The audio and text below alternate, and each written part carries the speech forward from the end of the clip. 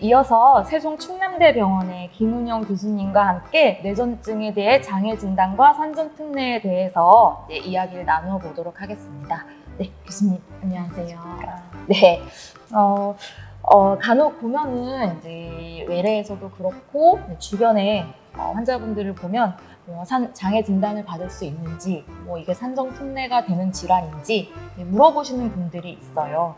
그렇다면 이 장애 진단이라는 것과 산정 특례라는 것이 어떻게 다른지 한번 설명해 주실 수 있을까요, 교수님?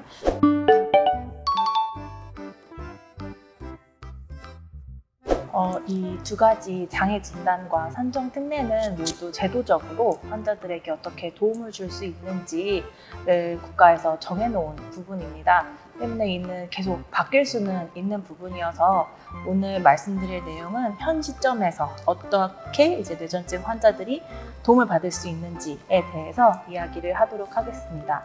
우선 장애 진단은 지체장애, 시각장애, 청각장애, 정신장애, 뇌전증 장애 이렇게 일상생활이나 사회생활에 제약을 받는 사람들에게 장애인 등록증을 발부해주고 또 어떠한 사회복지 서비스를 받을 수 있는지 이런 것들에 관련된 것이 바로 장애 진단이라고 할 수 있겠고요. 산정 특례는 이런 복지 서비스와는 달리 이제 경제적으로 치료를 받는 데 있어서 어떻게 보조를 받을 수 있는지와 관련된 제도라고 할 수 있겠습니다. 네, 그러면 이러한 장애 진단과 산정 특례를 받으려면 어떠한 서류가 필요한지, 그리고 그 서류를 가지고 어떤 기관에 누구를 찾아가야 하는지 잘 모르시는 분들이 많으실 것 같아요. 이에 대해서 설명을 부탁드리겠습니다.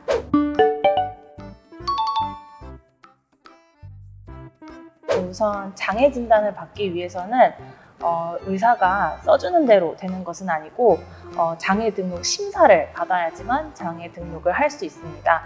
때문에 이에 대한 구비 서류가 필요합니다. 구비 서류는 모든 의사가 다 작성할 수 있는 것은 아니고 특정 과의 전문의만 발급을 할 수 있는데 우리나라에서는 신경과, 신경외과, 정신과, 소아청소년과, 소아청소년 신경 전문의가 할 수 있습니다. 그래서 이 장애 진단을 받고자 하는 종류에 따라서 구비 서류가 조금씩 달라질 수가 있는데 뇌전증 장애와 같은 경우에는 이제 장애 정도 심사용 진단서가 필요하고 뇌전증 장애 소견서라는 소견서가 필요합니다. 또한 이를 뒷받침할 수 있는 진료 기록지가 필요한데 이제 이게 신규 등록자와 또 재심사를 받는 환자들이 약간 달라질 수가 있는데 그거는 지금 표로 나오고 있을 것 같습니다.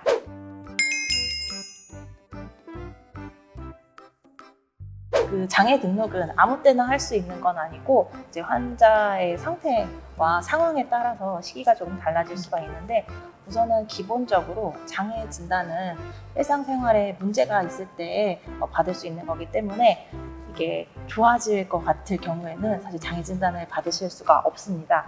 기본적으로 2년 동안 열심히 지속적인 치료를 했는데도 불구하고 호전되는 기미가 없을 때 장애 진단을 받을 수 있다고 생각을 하시면 되겠습니다.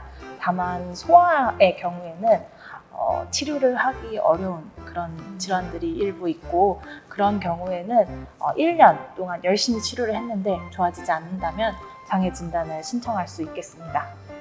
또한 재판정 시기는 최초 판정일로부터 3년 이후에 다시 이 사람이 3년 동안 열심히 치료를 했는데 아직도 일상생활에서 어려움이 있다 라는 것이 입증이 되었을 때 이제 재판정을 해서 장애 진단을 다시 받을 수 있으십니다. 교수님께서 보여주신 표를 잘 살펴보시고 병원에 왔다가 헛걸음을 하고 다시 되돌아갔다 오는 일이 없도록 잘 챙겨서 이제 살펴봐 주시고요. 이렇게 이제 장애 진단이나 산정 특례를 받으려고 하는데 뇌전증을 가지고 받을 수 있는 진단 정도라든지 등급이라든지 이거에 대해서도 좀 궁금해하시는 분들이 있어요. 네, 이 질환에 대해서 받을 수 있는 정도에 대해서 한번 설명을 해주시기 바라겠습니다.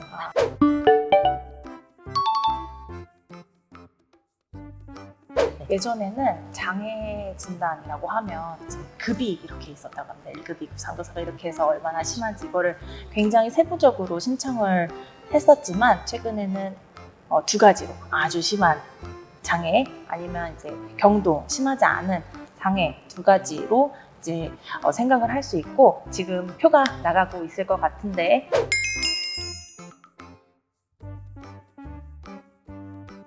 이제 정도가 심한 장애 같은 경우에는 월 8번 이상의 중증 발작이 연 6회 이상 있고 발작을 할 때 유발된 뭐 호흡장애나 흡인, 뭐 폐렴 이런 뭐 심한 증상들, 구역, 구토 이런 인지기능 문제 때문에 일상생활과 사회생활에 항상 수시로 이제 타인의 보호와 관리가 필요한 사람이나 아니면 월 5회 이상의 중증 발작 아니면 10번 이상의 경증 발작이 연 6회 이상 있고 발작을 할 때 유발된 이런 호흡장애, 폐렴, 뭐 탈진, 구역 구토 이런 증상 때문에 요양 관리가 필요하고 일상생활과 사회생활에 수시로 보호와 관리가 필요한 사람 같은 경우에는 이제 정도가 심한 장애인으로 분류가 되고요. 심하지 않은 장애인으로는 월 1회 이상의 중증 발작 아니면 월 2회 이상의 경증 발작이 연 6회 이상 있고 이로 인해서 협조적인 대인관계가 곤란한 사람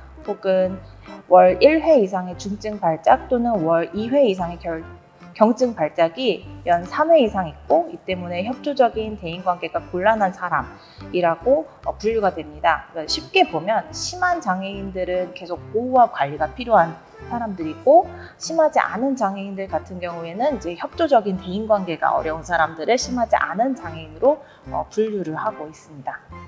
네. 여기서 중요한 건 이제 그냥 중증 발작 아니면 경증 발작 이렇게 얘기를 하면 이제 나한테 굉장히 심한데 왜 나는 중증 발작이 아니고 경증 발작이라고 하냐고 억울해하실 수 있거든요.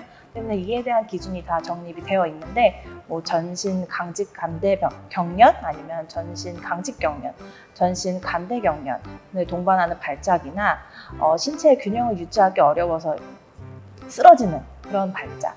의식장애가 3분 이상 지속되는 발작 같은 경우에는 이제 중증 발작으로 대부분 분류를 하고 경증 발작 같은 경우에는 그 중증에서 벗어나는 종류의 발작들을 이제 경증 발작이라고 하는데 수면 중에 일어나는 발작들은 사실 이게 일상생활에 장애를 일으키지는 않거든요.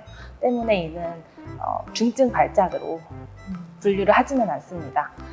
그리고 발작을 하기 전에 이상한 느낌이 있다, 발작을 할 것 같은 느낌이 있다, 아니면 소발작, 압센스 발작 같은 경우에는 이거는 그 횟수, 카운팅 하는 데에서는 빼게 됩니다. 왜냐하면 이거는 일상생활, 그러니까 장애를 줄 만큼의 발작은 아니라고 생각을 하기 때문이고 이제 여러 종류 이제 경증 발작을 하고 중증 발작도 하고 여러 가지 발작을 하는 환자들 같은 경우에는 경증 발작 2개가 중증 발작 1번 이렇게 개수를 보완을 해서 세게 됩니다. 그리고 결심 발작 같은 경우에는 이제 장애 정도 판정에서는 제외되는 경우가 있고 그 근간대 발작, 소아에서도 잘 나타날 수 있는 이런 경우에는 장애 판정에서 제외를 하게 됩니다. 굉장히 그 횟수를 하는 것도 까다롭고 복잡하네요.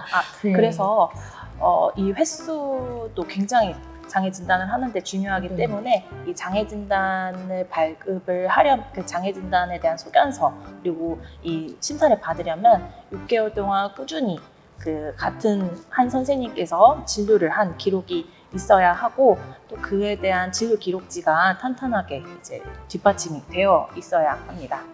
네, 환자분들도 외래에 꾸준히 다니시면서 월마다 몇 번 어떤 발작을 어떻게 하는지 잘 체크를 해 두셔야 교수님과 진료를 보면서 이제 기록이 되고 장애 진단이나 이런 등급을 받는데 좋은 자료로 될 수 있을 테니 그냥 넘기지 마시고 체크를 잘 해서 교수님께 보여드리고 진료를 받도록 해주셨으면 좋겠습니다. 그리고 가끔 이제 뇌전증 장애 진단을 받으면서 중복 장애가 가능한가요? 라고 물어보는 분들이 계시는데 과연 중복 장애라는 게 어떤 것인지 설명을 좀 부탁드리겠습니다.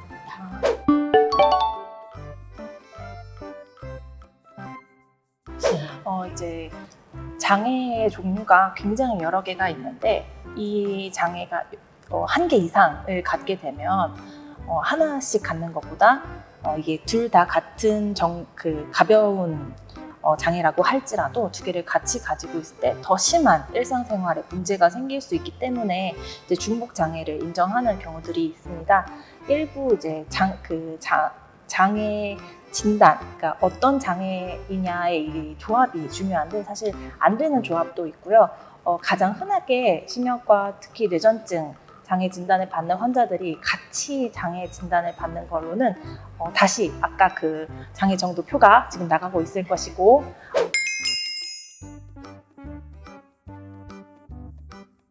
여기에서 월 1회, 그러니까 적극적인 치료를 하면서도 월 1회 이상의 중증 발작이나 월 2회 이상의 경증 발작이 연 6회 이상 있고 이로 인해서 뭐 협조적인 대인관계가 현저히 곤란한 사람이면서 이 다른 종류의 장애가 장애 판정 기준에 합당할 경우에는 이제 그 조금 더 정도가 심한 장애인으로 조정을 할 수가 있는데요.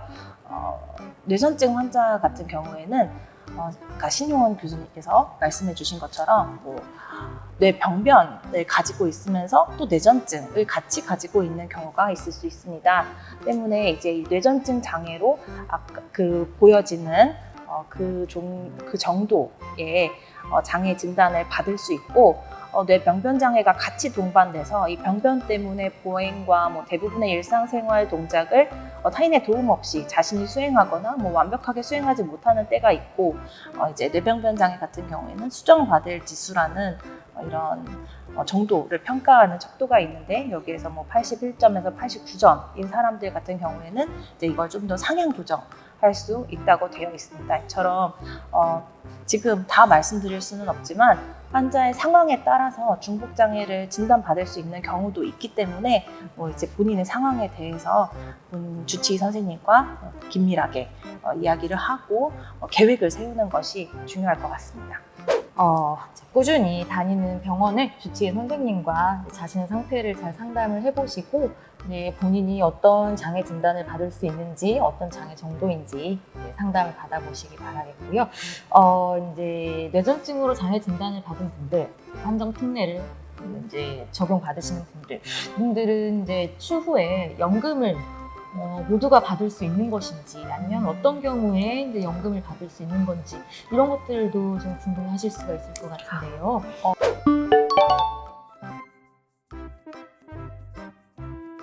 연금 같은 경우에는 산정특례와는 조금 다릅니다. 산정특례는 치료를 하면서 발생하는 그런 비용에 대해서 보조를 받는 것이고 이제 연금은 그게 아닌 거거든요. 그래서 장애인 연금, 특히 뇌전증 환자의 장애인 연금은 모두 받으실 수 있다면 좋겠지만 이제 정도가 심하신 분들만 장애인 연금을 받을 수가 있고 이제 만성적으로 뇌전증에 대해 적극적인 치료를 하고 있음에도 월 8회 이상의 중증 발작이 연 6회 이상 있고 발작을 할 때 유발된 호흡장애, 흡인성 폐렴, 탈진, 아까 그 장애 정도에서 가장 심한 정도가 있다면 이런 경우에는 장애인 연금을 받을 수 있을 수도 있습니다. 때문에 이런 것들은 확인을 하고 꼭 신청을 하는 것이 좋겠습니다.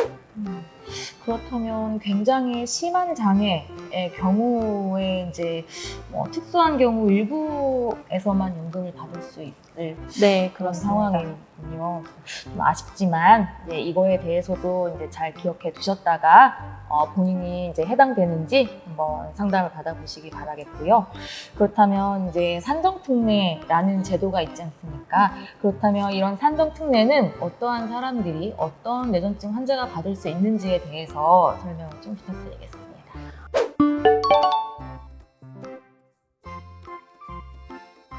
산정특례는 암이나 뇌혈관 질환, 심장 질환, 희귀난치성 질환, 결핵, 중증 화상, 중증 외상, 중증 치매 같은 일부 질환들에 대해서 100의 10, 그러니까 10%의 의료비 요양급여 부분을 본인 부담으로 경감해주는 제도입니다. 때문에 이제 아까 말씀드린 연금과는 조금 달리 그냥 내가 받는 치료에 대해서 내가 지원을 받는다라고 생각을 하시면 좋을 것 같고 때문에 이 산정특례 같은 경우에는 정말 정확히 그 상병명이 국가에서 지정이 되어 있습니다.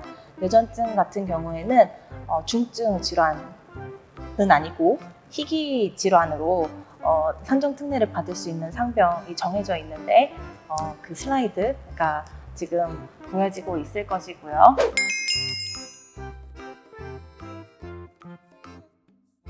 뇌전증에 동반된 후천성 실어증, 레녹스 가스토 증후군, 웨스트 증후군 그 외에는 모두 다 뇌전증 지속 상태에 대한 상병을 가지고 있을 때만 산정특례를 가질 수가 있습니다. 이렇게 뇌전증 지속 상태는 사실 정말 흔한 상황은 아니기 때문에 사실 산정특례의 기회는 많은 사람들한테 있다고 하기는 어려울 것 같지만 아무튼 뭐 이런 뇌전증 지속 상태를 한번 경험했었던 환자분들이라면 산정특례를 지원받을 수 있으니 이거는 꼭 알아두셨으면 좋겠고 다른 질환들은 이제 다 5년 동안 지원을 상병에 대한 치료에 대해서는 받을 수 있는데 상세불명의 경우에는 1년 동안만 지원을 받을 수 있다는 것은 아셔야 될 것 같습니다. 네, 그렇군요. 장애 진단과 산정 특례라는 것이 이제 생각보다 많은 분들에게 기회가 되는 건 아닌 것 같아요. 그러니까 이제 본인이 뇌전증을 앓고 있다면 그 뇌전증을 잘 조절하는 것이 우선은 중요하게 되겠고, 내 증상의 조절이 잘 안 된다. 뭐 병원비나 약값이 부담이 된다 이런 상황이 이제 발생할 수가 있겠는데 본인이 이제 이런 그 특정한 장애 진단을 받을 수 있는 상황인지 산정 특례를 받을 수 있는 상황인지를 꼭 체크해 보시고 도움을 받을 수 있었으면 좋겠습니다.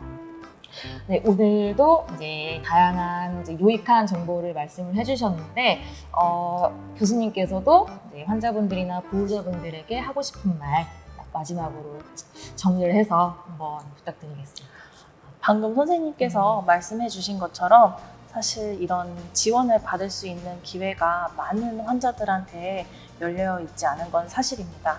그런데 제 생각에는 이런 산정특례나 장애 진단은 모두 제도적인 부분입니다. 이건 우리가 목소리를 높여서 이게 정말 필요하다는 것을 널리 이야기를 하고 또 이게 인정을 받고 또 제도가 바뀔 수 있다면 더 넓은 범위의 지원을 받게 될 수도 있다고 생각을 하거든요. 때문에 물론 저희도 많이 노력을 해야 되겠지만 환자분들도 이런 것 때문에 매우 힘들고 때문에 지원을 받아야 된다는 것을 크게 목소리를 높여주신다면 제 생각에는 이런 제도적인 지원을 받을 수 있는 기회가 점점 더 많아질 거라고 생각합니다. 네, 감사합니다. 네, 교수님 말씀처럼 그 예전에는 뇌전증이라는 질환이 간질이라는 이름이었었고 약간 이제 질환에 대한 이미지도 좀 환자 본인은 창피해하거나 숨겨야 하는 질환이거나 뭐 이랬었는데 요즘은 이제 인식도 조금씩 바뀌어가고 있고 생각보다 꽤 많아요. 같은 질환을 갖고 계신 분들이. 그러니까 교수님 말씀처럼 이제 도움을 받을 수 있도록 환자분들이나 보호자분들께서 목소리를 높여서 다 같이 힘을 합쳐서 도움을 받을 수 있도록 했으면 좋겠고 오늘도 이제 두 분 교수님을 모시고 많은 중요한 얘기들을 나누었었는데 앞으로도 더 많고 재밌는 내용을 다룰 예정이고 사연이나 궁금한 내용들의 공모도 하고 있으니 게시판을 통해서 내용을 많이 올려주시기 바라겠습니다. 네, 오늘 두 분 교수님께 이 자리를 빛내주셔서 감사하다는 말씀을 전하고 싶고요. 네, 오늘 방송을 이렇게 마치도록 하겠습니다. 네, 감사합니다.